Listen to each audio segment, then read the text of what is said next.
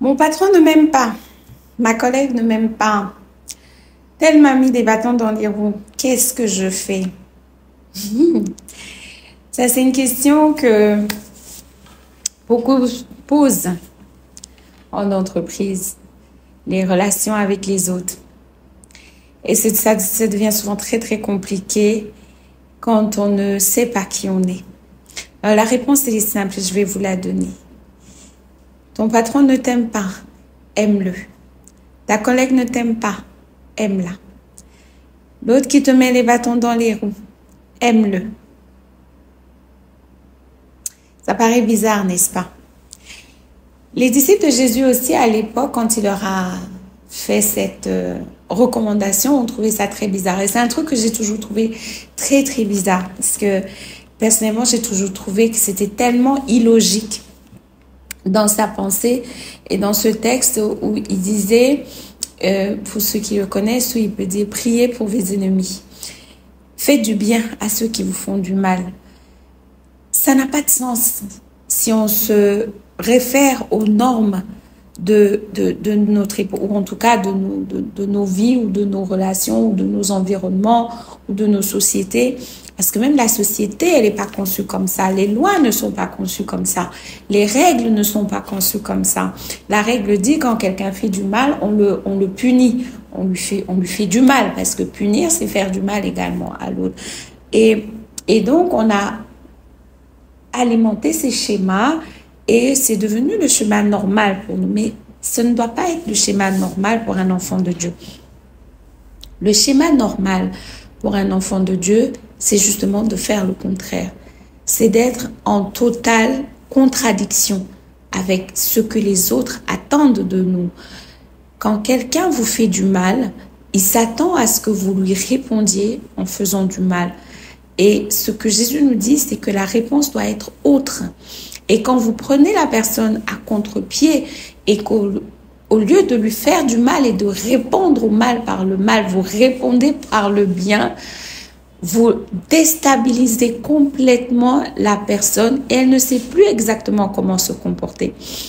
Je vais vous raconter une petite histoire que j'aime beaucoup et c'est quelque chose qui m'a beaucoup inspirée dans ma carrière et c'est véritablement une expérience de la vie de ma mère où elle nous racontait quand elle a été affectée dans un nouveau service, elle est arrivée et elle a trouvé une responsable, sa chef de service, et tous les collègues qu'elle a trouvés sur place lui disaient elle est méchante, elle est mauvaise, elle est pas bien, elle ne fait que du mal, elle fait rien de bien.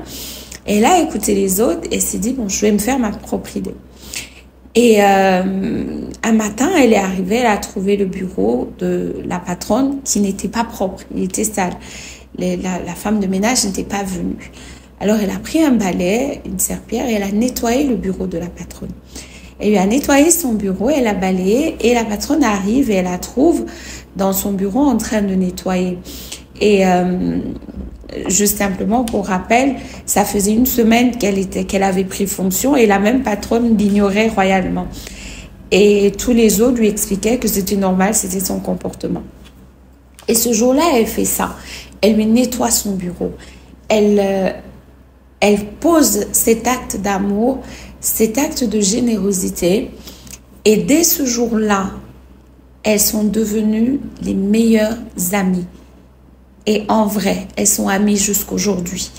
Et cette patronne, c'est aujourd'hui une tata qui m'a vu grandir, que je connais, dont je connais les enfants. À cause d'un acte d'amour. Et je peux vous dire que leur relation de travail n'a jamais été comme celle qu'elle avait avec ses autres collaborateurs. C'est ça la réalité de ce que la parole de Dieu nous demande de faire. Parce que le texte que je veux partager avec vous, justement, c'est Romains 13 au verset 8 qui dit « Ne devez rien à personne si ce n'est de vous aimer les uns les autres ». Et ce texte est tellement important parce qu'il parle de devoir. Il dit ne devez rien. C'est-à-dire que c'est une dette. On peut avoir des dettes.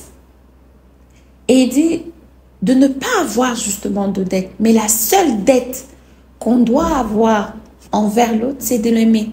C'est de s'aimer. C'est la seule dette qu'on doit avoir. Si on est redevable aux autres de l'amour qu'on doit leur donner. Et dans la relation de travail, c'est tellement, tellement important. Aujourd'hui, nous avons des environnements de travail qui sont vides d'amour.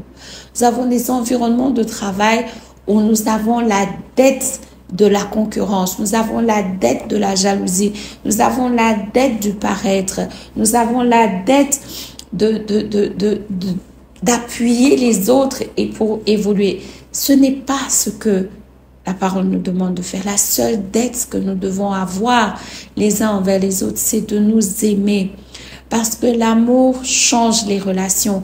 L'amour change les personnes. L'amour change les caractères.